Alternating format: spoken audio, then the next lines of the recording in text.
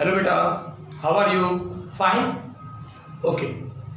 सो बेटा, हमारा चैप्टर चल रहा था chapter 3, that is the classification of elements. Okay, so chapter 3 classification of elements, classification of elements.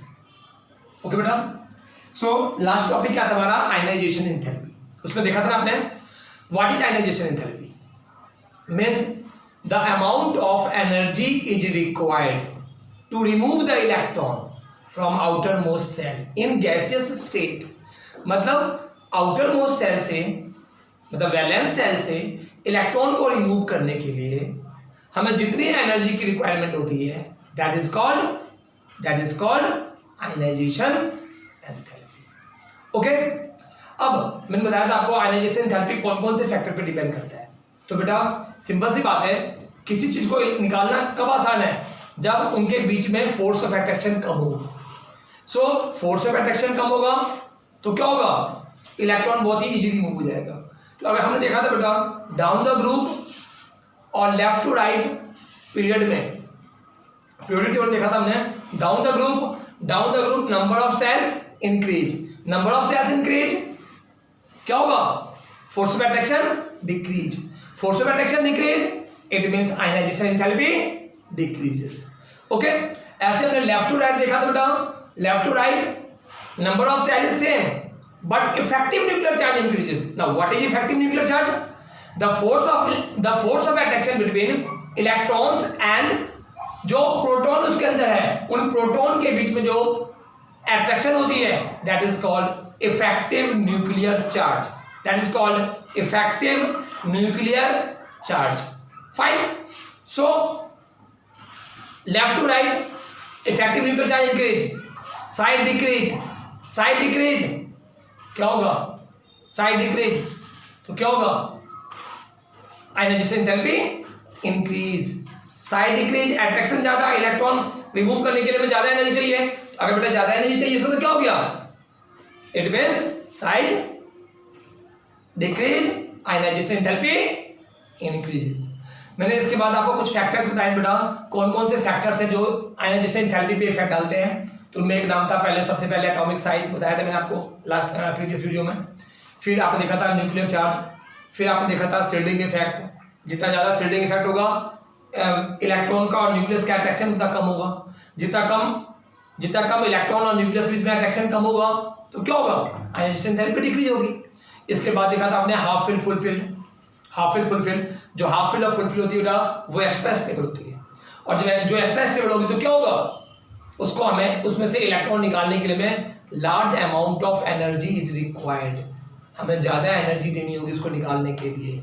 तो बेटा ये कुछ फैक्टर देखा था हमने आयनाइजेशन एंथैल्पी के ऊपर। नाउ अब नेक्स्ट टॉपिक बेटा, अब नेक्स्ट टॉपिक क्या है इसमें? Now next topic is electron gain enthalpy. बेटा ये सब फैक्टर, ये सब फिजिकल ट्रेंड्स बहुत इंपॉर्टेंट है बेटा। सो नेक्स्ट आपका है इलेक्ट्रॉन गेन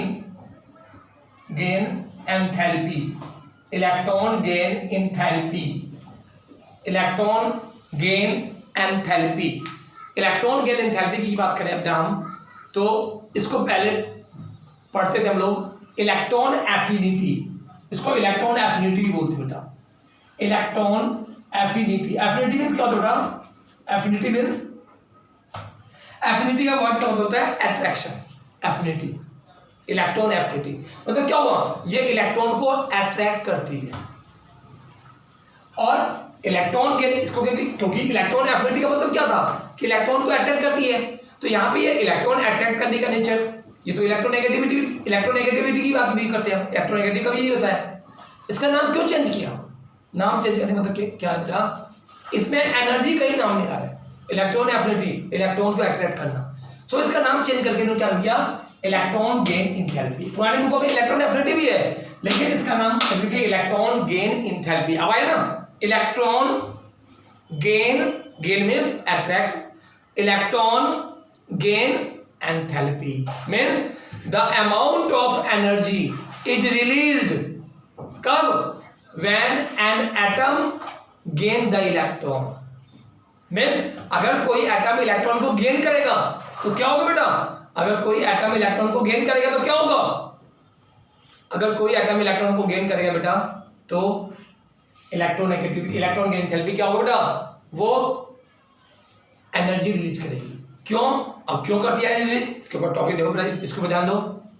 रीजन क्या है, सिंपल सी बात है, जैसे ये रूम है, इस रूम में स्पेस बनी हुई है 5 पर्सन की, मतलब 5 पर्सन यहाँ पे 5 लोग यहाँ पे रह सकते हैं। ओके, अगर बाहर से कोई 1 या 2 पर्सन आता है तो क्या हो गया, ये 5 इलेक्ट्रॉन यहाँ पे इतने स्पेस में, अगर 2 पर्सन तो 2 इलेक्ट्रॉन और इसके अंदर ऐड हो जाए तो क्या होगा, उन 5 और इन 2 के बीच में क्या होगा बेटा, इन 5 और 2 के बीच में रिपल्सन होगा, मीन्स कोलिजन होगी। कोलिजन होगी तो क्या होगा, हमेशा ध्यान रखना बेटा, जब भी कहीं पे कोलिजन होती है तो कोलिजन में हमेशा इलेक्ट्रॉन एनर्जी रिलीज करेगा। मीन्स वो कोलिजन की वजह से आप कभी भी देखना, जहां कहीं भी कोलाइड होगी वहां से हमेशा एनर्जी रिलीज होती है, तो वहां पे भी क्या होगा, वो एनर्जी रिलीज करेगा।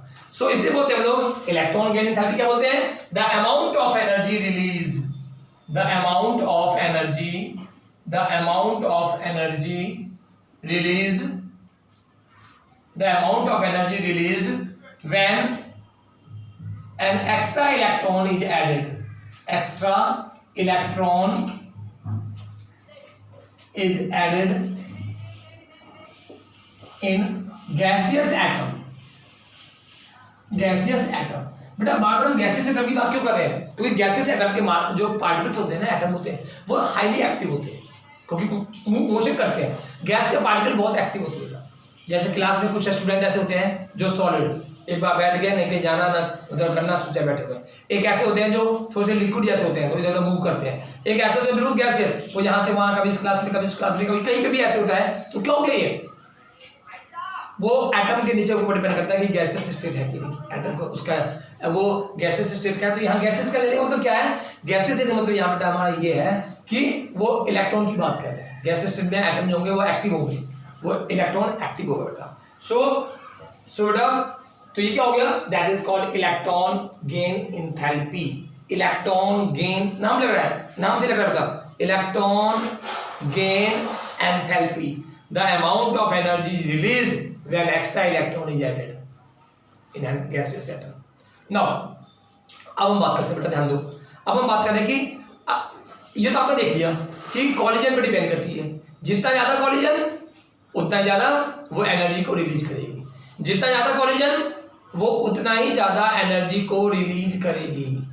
इट मींस अब यहां क्या आ गया, अब कॉलिजन ज्यादा कहां पे, जहां पे साइज कम, साइज कम तो कॉलिजन ज्यादा। अब इसका मतलब क्या हो गया, ये किस पे डिपेंड कर गया, ये फैक्टर डिपेंड कर गया साइज पे। साइज स्मॉल, इलेक्ट्रॉन ऐड होगा, कॉलिजन ज्यादा होगी, एनर्जी ज्यादा रिलीज होगी। ओके, इट मींस अगर हम बात करें ट्रेंड्स इन पीरियड, अगर हम ग्रुप, पहले ग्रुप की बात करते हैं बेटा, इन ग्रुप, अगर मैं ग्रुप की बात करूं, ध्यान दो, अगर मैं ग्रुप की बात करूं, down the group size increases, पीछे पढ़ा आपने, down the group size increases, size increases.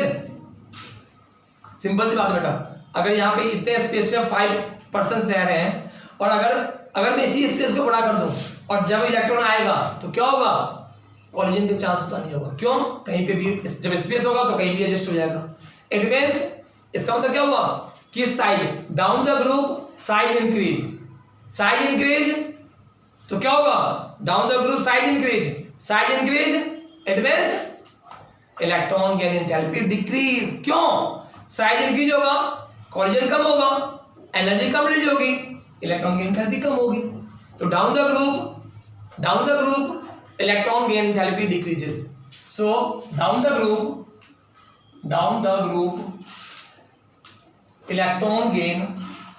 electron gain enthalpy decreases. क्यों बेटा, due to increase in size, due to increase in size. Means बेटा अगर रेडियस ज्यादा होगी, साइज ज्यादा होगा, इलेक्ट्रॉन आएगा भी तो कॉलिजन कम होगा, और कॉलिजन कम होगा इट मींस क्या होगा बेटा, एनर्जी कम रिलीज होगी।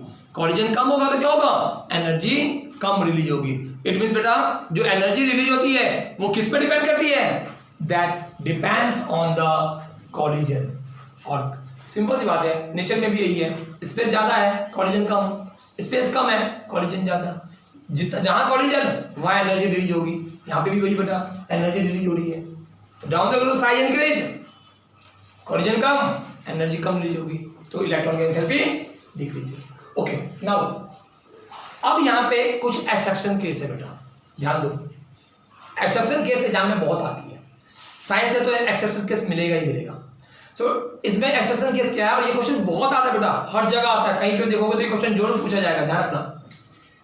हम दो ग्रुप लेते हैं, ग्रुप 16, ऑक्सीजन, सल्फर, सेलेनियम, आगे जो भी है, फ्लोरीन, क्लोरीन, ब्रोमीन, आयोडीन, आगे जो भी है। अब देखो बेटा यहां पे थोड़ा सा ये कुछ एक्सेप्शन केस आ गई है।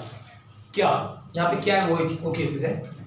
ऑक्सीजन और सल्फर की बात करें, फ्लोरीन और क्लोरीन की बात करें, इन दोनों में किसका साइज स्मॉल, इन दोनों में किसका साइज स्मॉल, ऑक्सीजन का। इन दोनों में किसका साइज स्मॉल, फ्लोरीन का। बेटा मैं बता दूं आपको, जो मैं रीजन ऑक्सीजन और सल्फर के लिए बताऊंगा वही सेम रीजन आप फ्लोरीन और क्लोरीन के लिए भी लिखोगे। अच्छा एक बताओ बेटा, अगर किसी बॉडी से एनर्जी रिलीज हो, यदि किसी बॉडी से एनर्जी रिलीज होगी, तो अगर किसी बॉडी से एनर्जी रिलीज होगी तो बेटा वो पॉजिटिव होती है एनर्जी की नेगेटिव होती है। आपने पढ़ा है ना एक्सोथर्मिक एंडोथर्मिक।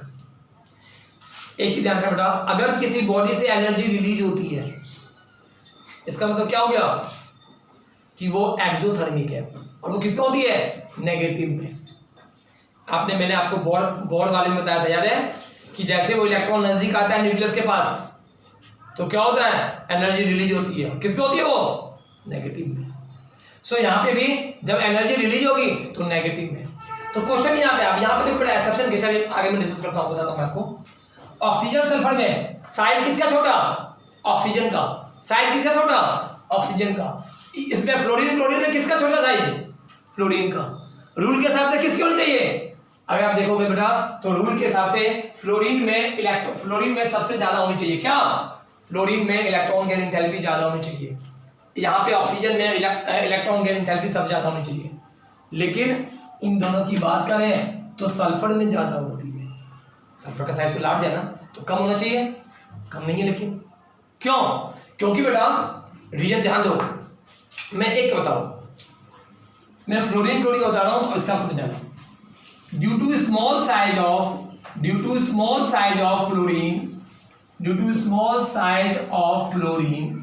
फ्लोरीन का साइज इतना स्मॉल है, मैं कह रहा हूं बेटा जैसे रूम है इसमें 5% ही आ सकते हैं इतने स्पेस में, 5 से 6 नहीं हो सकता है। इसका मतलब क्या हो गया, ये इतना स्मॉल है कि ये बाहर से इलेक्ट्रॉन को अंदर आने ही नहीं देगा। जब बाहर से इलेक्ट्रॉन अंदर आया ही नहीं बेटा, ध्यान दो मैं क्या बोल रहा हूं, जब बाहर से इलेक्ट्रॉन अंदर आया ही नहीं तो एनर्जी रिलीज होगी नहीं, आने के चांस कम है। क्यों, साइज छोटा है। तो due to small size of fluorine. Okay, small size होने की वजह से क्या होगा, आपने देखा होगा कि बेटा अगर फ्लोरीन का अगर इलेक्ट्रॉनिक कॉन्फिगरेशन लो तो क्या होगा, 1s2 2s2 2p4 5 सॉरी, क्योंकि 9 होता है ना फ्लोरीन का 9 तो 5, तो 1s2 2s2 2p5 मतलब लास्ट इलेक्ट्रॉन कहाँ है, 2p5। तो इनके pp 2p इलेक्ट्रॉन के बीच में रिपल्सन होती है, अपने ही इलेक्ट्रॉन में रिपल्सन हो रही है। मतलब यहाँ स्पेस इतना कम है कि अपने ही लोग आपस में कोलाइड कर रहे हैं, तो बाहर से इलेक्ट्रॉन तो आएगा नहीं। अब ऐसा नहीं कि अपने ही इलेक्ट्रॉन कोलाइड करें तो हम इन्हीं का आंसर देंगे, नहीं, वो तो रॉन्ग हो जाएगा ना। वो तो स्टेबल है, लेकिन बाहर से इलेक्ट्रॉन नहीं ऐड हो रहा। वो इलेक्ट्रॉन गेन एंथैल्पी किसकी लिए डेफिनेशन है, जो बाहर से इलेक्ट्रॉन ऐड हो रही है उनके लिए है। जब इलेक्ट्रॉन आया ही नहीं, ऐड हुआ ही नहीं, तो इलेक्ट्रॉन गेन एंथैल्पी किस चीज की, यहाँ पे भी स्मॉल साइज के कारण उनके अपने ही इलेक्ट्रॉन में रिपल्सन ज्यादा होती है। So due to small size of fluorine कौन से electrons? 2p2p electronic repulsion, 2p2p electronic repulsion takes place. Repulsion बेटा ध्यान दो, ये बहुत इंपॉर्टेंट है और क्वेश्चन आता है ये। ऑक्सीजन सल्फर, ऑक्सीजन का सेम रीजन होगा, due to small size of oxygen and more 2p2p electronic repulsion take place. उनके अपने ही इलेक्ट्रॉन में रिपल्सन ज्यादा होती है। जब उनके अपने ही इलेक्ट्रॉन में रिपल्सन ज्यादा होगी तो क्या होगा? बाहर से इलेक्ट्रॉन आएगा ही नहीं। जब बाहर से इलेक्ट्रॉन नहीं आएगा तो क्या होगा?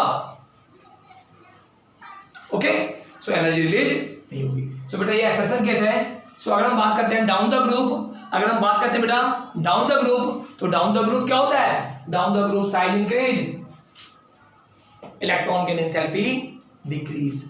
लेकिन ये कुछ एक्सेप्शन केस है ऑक्सीजन सल्फर। अब मैं बता रहा था कि ये रीजन आप किस केस में दोगे।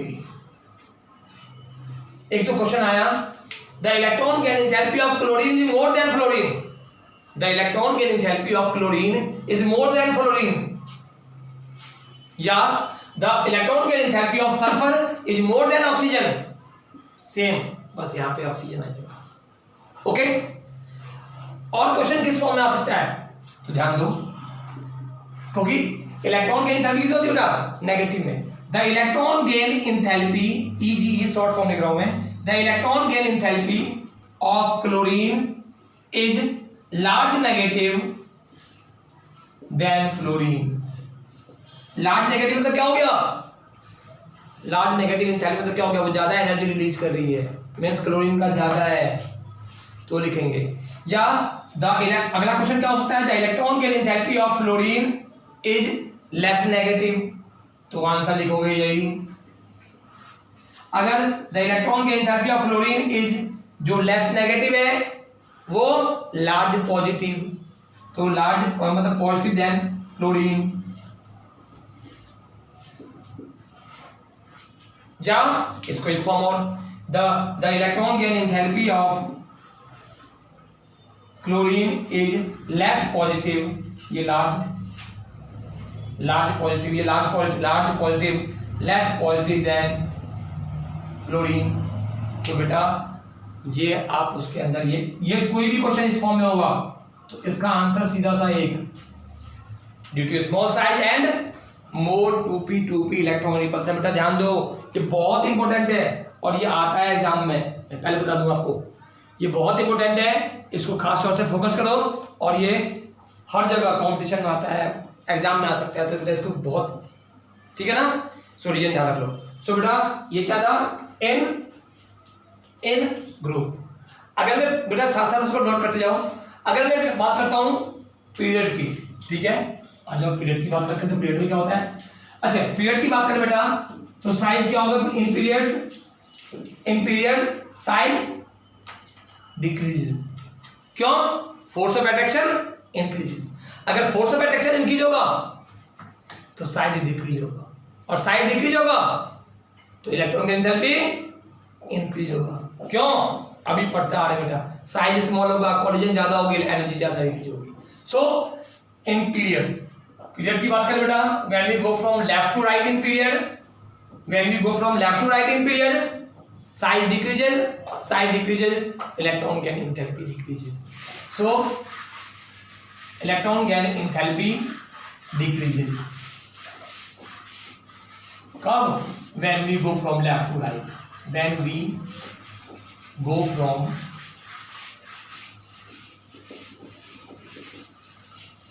left to right, when we go from left to right।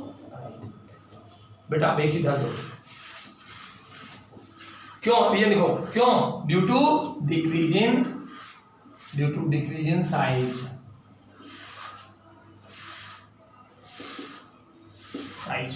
Size small होगा, साइज स्मॉल होता जाएगा, इलेक्ट्रॉन गेन एंथैल्पी डिक्रीज होती जाएगी। तो बेटा ये क्या है? ये बेटा एक्सेप्शन केस है फ्लोरीन क्लोरीन का, इसको आप थोड़ा सा ध्यान दे बेटा। ये क्या था आपका? Electron gain enthalpy. It means बेटा इलेक्ट्रॉन गेन एंथैल्पी क्या होगा बेटा? अब नेक्स्ट टॉपिक बेटा, अगर हम नेक्स्ट टॉपिक की बात करें तो नेक्स्ट टॉपिक इज द इसी में अगर हम बात करते हैं इलेक्ट्रॉन गेन एंथैल्पी का, तो लेस नेगेटिव और मोर नेगेटिव। सो बेटा तो इसमें ये हो गया ना, तो इसमें तो यहाँ पे डाउन द ग्रुप होती है। नाउ नेक्स्ट टॉपिक क्या है इसका, ये इलेक्ट्रॉन गेन एंथैल्पी, इसको ध्यान रखना। नाउ नेक्स्ट इलेक्ट्रोनेगेटिविटी, बहुत इंपॉर्टेंट टॉपिक बेटा ये, इलेक्ट्रोनेगेटिविटी। इलेक्ट्रोनेगेटिविटी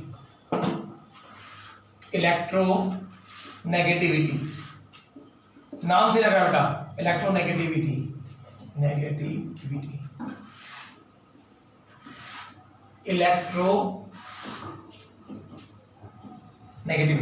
इलेक्ट्रोनेगेटिव क्या होता है, that is the opposite of electropositive. ये इलेक्ट्रोपॉजिटिव का उल्टा होता है बेटा, इलेक्ट्रोनेगेटिव। इलेक्ट्रोपॉजिटिव क्या था, लॉस ऑफ इलेक्ट्रॉन, जो इलेक्ट्रॉन लॉस करे दैट इज इलेक्ट्रोपॉजिटिव, जो इलेक्ट्रॉन गेन करे दैट इज कॉल्ड इलेक्ट्रोनेगेटिव। तो इलेक्ट्रोनेगेटिव क्या होता है, it is the ability of atom to attract share pair of electron. Means electronegativity क्या होती है बेटा, that is the ability to attract electron, electronegative ability to, so it is the ability to attract a shared pair electron। shared pair किस कहते हैं, lone pair को, shared pair of electron। so it is the ability to attract a shared pair of electron। अब ध्यान दो बेटा, electron को attract करता कौन है, इलेक्ट्रॉन को अट्रैक्ट करता कौन है, न्यूक्लियस। इट मींस कि न्यूक्लियस जितना नजदीक होगा, जैसे मान लो ये एक न्यूक्लियस है, ये दूसरे एटम का न्यूक्लियस है, इसका साइज इतना है, ये पेयर ऑफ इलेक्ट्रॉन यहां पे है, इसका साइज इतना है, पेयर ऑफ इलेक्ट्रॉन यहां पे। इस इलेक्ट्रॉन को कौन जल्दी अट्रैक्ट करेगा, मैंने बताया आपको इलेक्ट्रॉन को अट्रैक्ट कौन करता है, न्यूक्लियस। क्यों, पॉजिटिव चार्ज होती है इसीलिए। ओके, सो इलेक्ट्रॉन को अट्रैक्ट कौन करेगा जल्दी, ये। क्यों, जो जितना नजदीक होगा बेटा, जितना स्मॉल डिस्टेंस होगा, इलेक्ट्रॉन उतना ही जल्दी, वो न्यूक्लियस उतना ही जल्दी इलेक्ट्रॉन को अट्रैक्ट करेगा। जितना ज्यादा डिस्टेंस होगा बेटा, उसको जितना ज्यादा डिस्टेंस होगा, अट्रैक्शन में थोड़ी सी प्रॉब्लम होगी। सो ज्यादा अट्रैक्शन किसमें होगा, इसमें। क्यों, साइज इसका स्मॉल, इसका स्मॉलेस्ट का लार्ज है। इसका मतलब क्या हो बेटा, यहां पे भी साइज एक फैक्टर हो गया। आप देखते आ रहे हो, जितनी भी आपने साइज के अलावा इलेक्ट्रॉन गेन एंथैल्पी पढ़ी, आपने क्या कहते हैं, ये इलेक्ट्रोनेगेटिविटी पढ़े हो, आयनाइजेशन एंथैल्पी पढ़ी, ionization enthalpy, electron gain enthalpy, electronegativity पढ़ रहे हैं। सब में क्या डिपेंड करता है, सब में बेटा ये किस पर डिपेंड कर रहा है, साइज पे। जितना ज्यादा साइज होगा, जितना ज्यादा साइज उतना ही ज्यादा अलग अलग फैक्टर है। और साइज ज्यादा होगा तो क्या होगा, यहाँ पे इलेक्ट्रॉन नेगेटिविटी कम होगी। साइज स्मॉल होगा तो यहाँ पे भी बेटा एक फैक्टर क्या है, साइज का। तो मैं बता दूं आपको, अगर मैं इसकी बात करूं इन ग्रुप्स की, इन ग्रुप, तो when we go from top to bottom in group क्या होता है, साइज इंक्रीज। साइज इंक्रीज क्या होगा, electronegativity decrease. So electronegativity decreases down the group, electronegativity decreases क्या, down the group, down the group. क्यों, due to increase in size, due to increase in size. देखो ना, हर चीज का एक रीजन होता है, ध्यान रखना, हर चीज के लिए कुछ ना कुछ रीजन होता है। तो यहाँ पे भी क्या है, यहाँ पे भी डाउन द ग्रुप कोई चीज इंक्रीज हो रही है या डिक्रीज हो रही है, इसके पीछे कौन रीजन है, इसके पीछे साइज का रीजन है। तो आप देख रहे हो बेटा, आप इसमें देख रहे होगे साइज हर चीज के लिए रिस्पॉन्सिबल है, साइज हर चीज के लिए रिस्पॉन्सिबल है। तो यहाँ पे भी देख लो, स्टार्टिंग से आप देख रहे हो हर के लिए कौन रिस्पॉन्सिबल है, साइज। ऐसी बात करें हम लोग इन पीरियड, अगर पीरियड की बात करें तो क्या होगा, अगर पीरियड की बात करें तो इलेक्ट्रोनेगेटिविटी इंक्रीजेस। क्यों, साइज स्मॉल होता जाएगा, आपने पढ़ा होगा पीरियड में when you go from left to right in period the size decreases, size decreases, electronegativity increases. क्यों, स्मॉल साइज होगा, न्यूक्लियस को जल्दी अट्रैक्ट करेगा, न्यूक्लियस उस इलेक्ट्रॉन को जल्दी अट्रैक्ट करेगा, इलेक्ट्रॉन जब जल्दी अट्रैक्ट करेगा इलेक्ट्रोनेगेटिविटी ज्यादा हो जाएगी। हमें क्या पता कि कौन किसकी इलेक्ट्रॉन, दो एटम है, मैंने कहा कि एक ए और एक बी, एक जल्दी इलेक्ट्रॉन को अट्रैक्ट कर रहा है, एक थोड़ा सा ज्यादा मतलब देर से इलेक्ट्रॉन को अट्रैक्ट कर रहा है, कौन ज्यादा इलेक्ट्रोनेगेटिव, आप तुरंत बोलोगे सर जो जल्दी इलेक्ट्रॉन को अट्रैक्ट करता है वो ज्यादा इलेक्ट्रोनेगेटिव। अब जल्दी इलेक्ट्रॉन को अट्रैक्ट क्यों कर रहा है, तो साइज न्यूक्लियस जितना कम डिस्टेंस होगा उतना जल्दी अट्रैक्ट करके बेटा। So electronegativity decreases increases, electronegativity increases क्या, from left to right in period, decreases when we go from left to right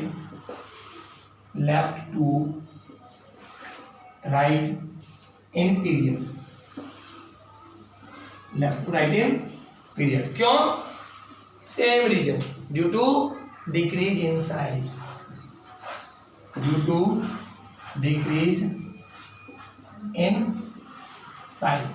size कम होता जाएगा।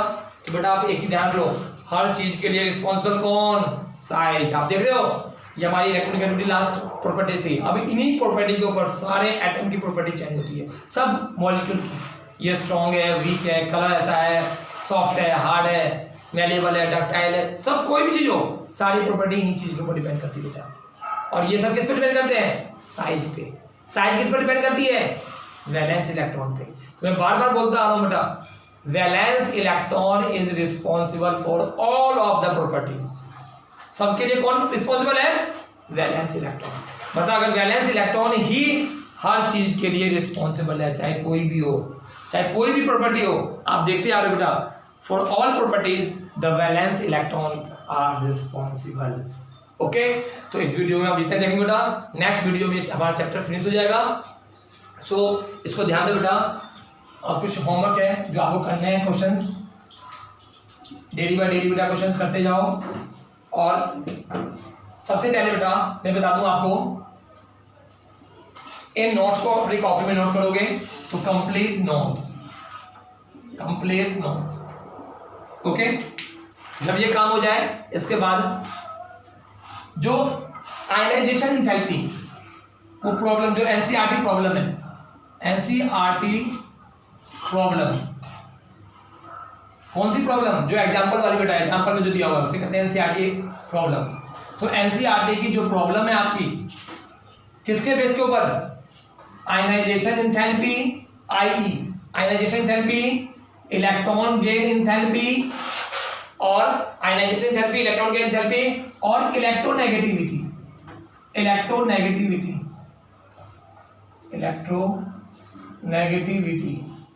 और अगर साइज पे क्वेश्चन है, एटॉमिक रेडियाई पे, तो देख लो बेटा, ये क्वेश्चन लगभग 5-6 क्वेश्चन होंगे। तो ये 5 और सॉरी बेटा, ये 5 to 6 क्वेश्चन होंगे। तो ये 5 to 6 क्वेश्चन आप लगभग अपनी कॉपी में करोगे, ठीक है ना। जो आपकी नोटबुक है, एनसीईआरटी में एग्जांपल है, देख लेना कौन सा एग्जांपल है आपका, ये खुद ही आप उसमें डिसाइड करोगे, मैंने बताऊंगा, जिससे कि आपको लगेगा कि हाँ सर ये क्वेश्चन मैं देखूंगा उसमें कि आपने कितने क्वेश्चन आयनाइजेशन एंथैल्पी के ऊपर किए हैं, कितने इलेक्ट्रॉन की एंथैल्पी के ऊपर किए हैं, तो इसके ऊपर आप क्वेश्चन करोगे, ठीक है बेटा। तो ये क्वेश्चन काफी इंपॉर्टेंट है, एनसीईआरटी के एग्जांपल है, फ्लोरीन क्लोरीन वाला मिलेगा आपको, आयनाइजेशन एंथैल्पी के क्वेश्चन मिलेंगे आपको। सो बेटा हम इसमें इस वीडियो में हम लोग यहाँ तक रखते हैं। नाउ अब हम इससे आगे करेंगे नेक्स्ट वीडियो में, ठीक है। सो बेटा इनकी रिवीजन करते रहो, इन वीडियो को बार बार 1 बार 2 बार 3 बार देखते रहो, जितना टाइम देखोगे उतना बेटर रहेगा आपके लिए, ठीक है। और इसके बाद जब कोई प्रॉब्लम होती है, जो लाइव क्लासेस हमारी होती है उसमें आप पूछ सकते हो, जो भी कोई प्रॉब्लम होती है बेटा उसको एक पेज पर लिख लो। और सर जैसे लाइव क्लास होती है, मैं जानते हैं, मैं पूछता ही बेटा क्या प्रॉब्लम है, तो उसको सर मेरे को ये प्रॉब्लम है, मेरे को ये प्रॉब्लम है, तो वो बेटर होती है। अब ये नहीं आप उस टाइम में लाइव क्लास होती है, लाइव क्लास 35 मिनट की होती है, तो उसमें आप पूछने में क्या होगा, आप ढूंढते रह जाओगे एकदम टाइम फिनिश। तो अगर एक पेज पे रहता है तो फायदे क्या होता है, तुरंत आपने पूछ लिया, दूसरा जितने भी स्टूडेंट हैं उन सबके लिए फायदेमंद है, वो भी सुन लेते हैं इसीलिए। ठीक है बेटा, तो आप इसके क्वेश्चन करोगे। इस वीडियो में हम लोग यही करते हैं नाउ, इसके बाद हम नेक्स्ट वीडियो करेंगे। ओके ओके बेटा, यहाँ तक कर लो, नेक्स्ट वीडियो में करेंगे।